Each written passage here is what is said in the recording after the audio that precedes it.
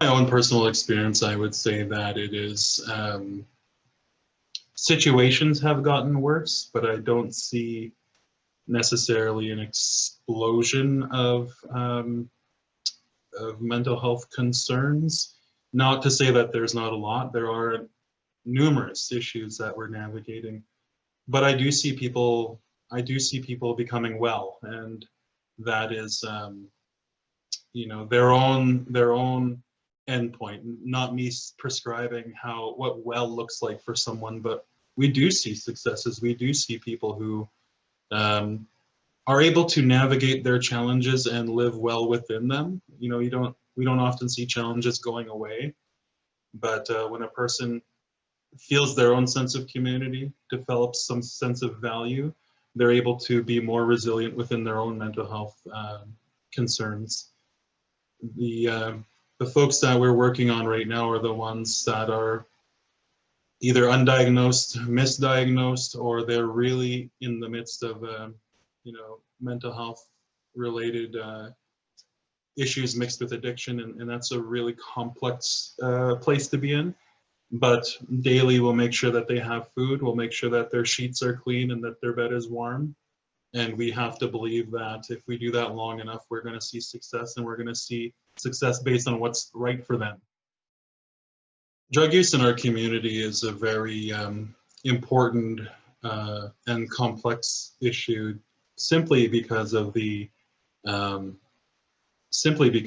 array of drugs that can all lead to immediate death. It's a scary, scary time to be in addiction, and amongst our community, our homeless population, there is a lot of resources available, but more importantly, we see some good decision making amidst drug addiction. So there are folks really taking the warning seriously to use together, to use safely, and unfortunately, it's because they've seen friends pass away. They've seen some really harsh situations over the last year.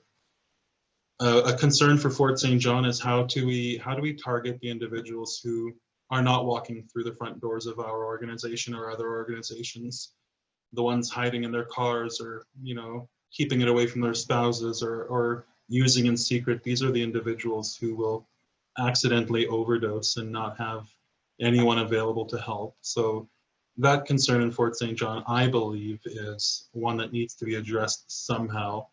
There'll not be a clear cookie cutter answer on how to address addiction, because there isn't one. There has to come from a multitude of different avenues and angles. And I would be very cautious of anyone delivering a one-stop shop model that's going to alleviate the addiction concern in Fort St. John.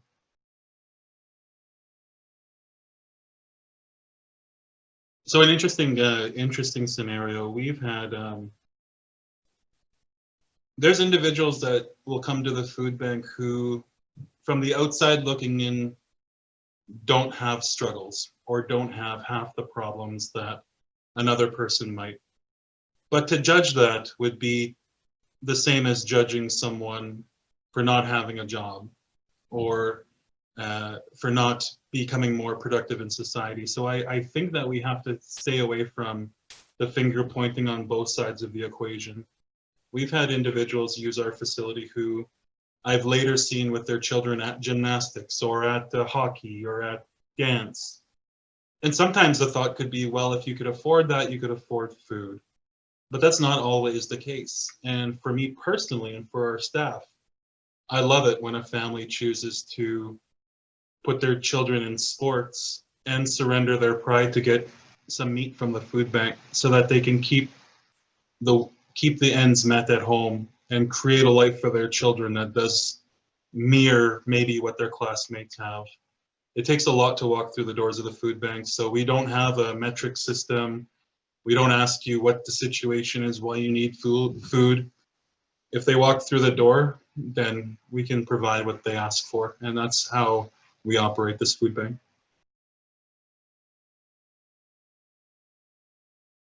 Final thought or an encouragement would just be that no matter what your interests are, or no matter how you think you might want to help, just pick up the phone, call an organization, talk to them about what they do, learn more about what's available in our community.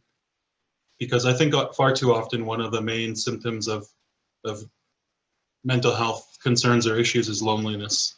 People are lonely, and that's one thing that we see through our volunteers. The connection and the relationships that are built become invaluable to them. So I would encourage anyone to just engage with Fort St. John in some way or another, to learn more about our community and to learn more about the good groups in our community doing really neat things.